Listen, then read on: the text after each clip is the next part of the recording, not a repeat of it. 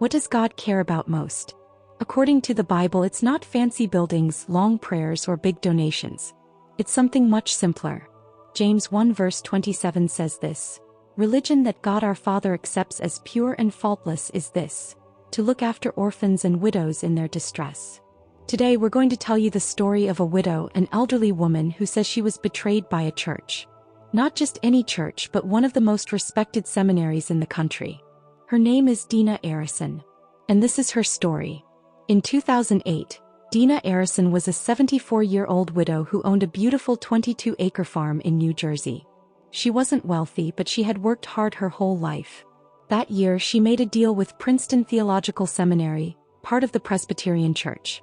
She agreed to donate and sell her land to them for $1.05 million, even though it was worth much more, about $2.45 million. Why? Because they promised her something important in return. She could live and work on her farm for 10 more years, and the rent would be just $1 per year. He trusted them. They were a Christian seminary after all. But things quickly started to go wrong. The lease she was promised didn't start right away. While she waited, Dena had to take a high-interest loan from the seminary just to get by. Then, in 2010, she says she was pressured into signing a new lease, but this time it was only for 5 years, not 10. And she says she was under financial duress, meaning she felt forced. Then came the worst part. In 2015, while she was recovering from surgery, Dena was evicted from the farm. Her belongings? Thrown away. Destroyed. From 2016 to 2023, Dena tried to fight back. She reached out to lawyers.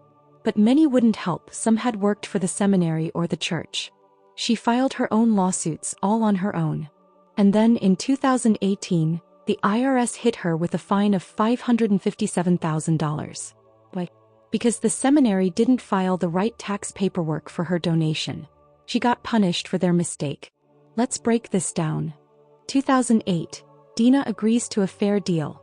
10 years on her farm, $1 year rent. 2010, she's pressured into a worse deal, only 5 years.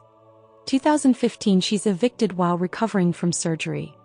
2018, the IRS fines her over $500,000.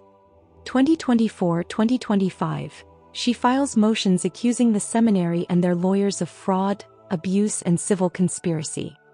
August 15, 2025, there's a court hearing. She may even face a gag order which could stop her from speaking out. Over and over, the Bible tells us to protect widows. Not to ignore them. Not to take from them. Not to cast them aside when they're weak. So what do we say when a powerful religious group does the exact opposite? It should make us stop.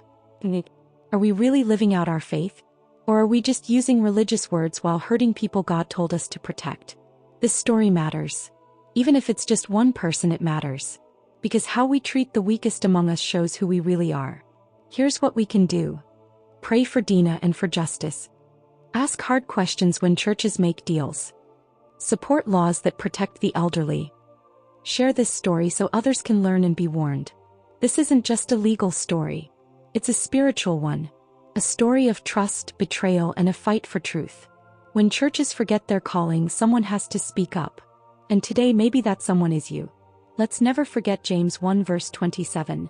Religion that God our Father accepts as pure and faultless is this, to look after orphans and widows in their distress. Because God is watching.